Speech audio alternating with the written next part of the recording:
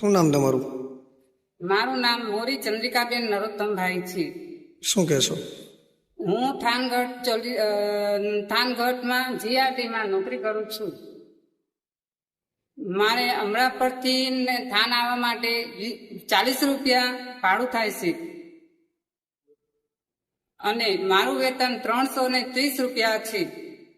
330 રૂપિયામાં અમારો ઘર ખર્ચો કે કાંઈ પૂરું એમાં પડે એમ નથી.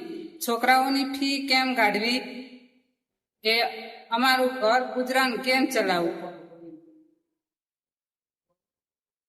તો મારે એ સરકારને વિનંતી છે કે અમારું વેતન વધારે તો અમે અમારા છોકરાઓ ભણાવી શકીએ